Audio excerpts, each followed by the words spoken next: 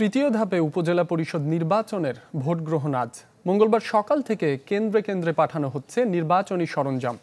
Presiding কর্মকর্তাদের কাছে তুলে দেয়া হয় এসব সামগ্রী, দেয়া হয় নানা দিক নির্দেশনাও। ঘূর্ণিঝড় রিমালের কারণে ১৯টি উপজেলায় ভোট স্থগিত করেছে নির্বাচন কমিশন। পরিস্থিতি বুঝে পরে এসব জায়গায় তারিখ জানানো হবে। এছাড়া বিভিন্ন কারণে আরও ৩ উপজেলায় স্থগিত করা হয় ভোট। এই হিসেবে ভোট গ্রহণ হবে ৮৭টি উপজেলায়।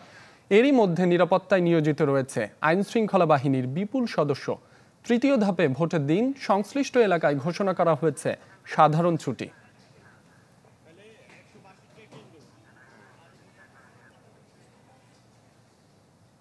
দর্শক, উপজেলা নির্বাচনের আরও খবর জানাতে লালমনিরহাট ও পাবনা থেকে যুক্ত হচ্ছেন আমাদের সহকর্মীরা।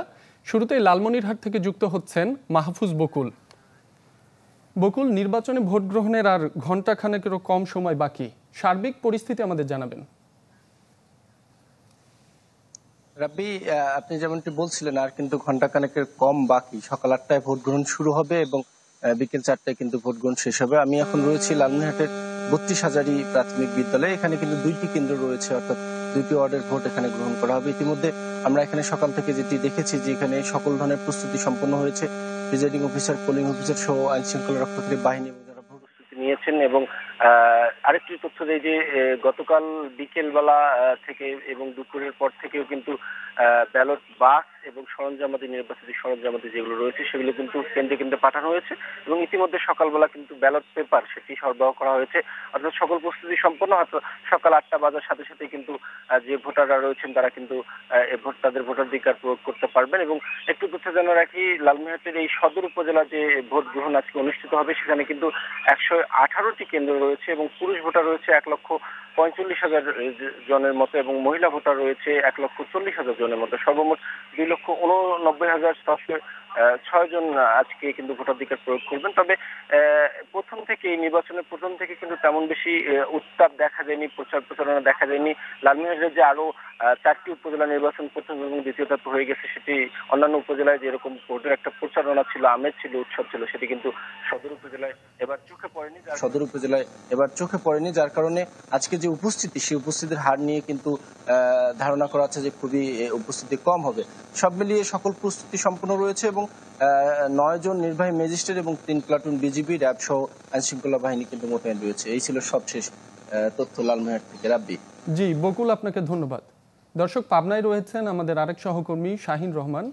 আমরা সরাসরি চলে যাচ্ছি তার কাছে। শাহিন,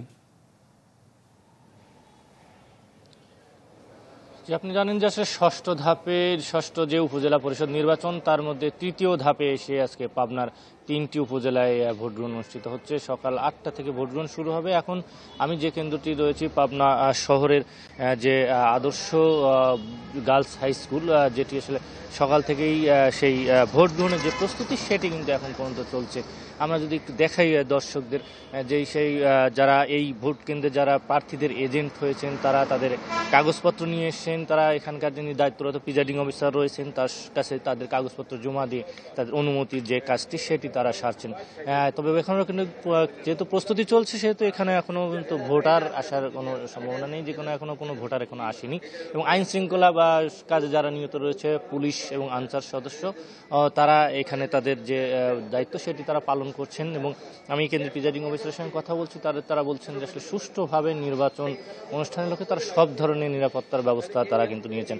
এবং এখন পর্যন্ত যে পরিস্থিতি, আসলে পাবনার সদর উপজেলা, আটঘরিয়া এবং ঈশ্বরদী, এই 3টি উপজেলায় ভোট গ্রহণ অনুষ্ঠিত হচ্ছে এই তৃতীয় ধাপে। এবং এর মাধ্যমে আসলে পাবনার শেষ হবে, আসলে পাবনার যে নির্বাচন এর মধ্য দিয়ে শেষ হবে। এবং একটি বিষয় হচ্ছে যে 292টি ভোট কেন্দ্রে কিন্তু ভোট গ্রহণ অনুষ্ঠিত হবে এবং সার্বিক আইনশৃঙ্খলা পরিস্থিতি এখন পর্যন্ত স্বাভাবিক এবং শান্তিপূর্ণ রয়েছে। এবং ভোট গ্রহণের যে প্রস্তুতি সার্বিক, সেটি বুথে ইভিএম মেশিনে কিন্তু ভোট গ্রহণ অনুষ্ঠিত হবে পাবনায়।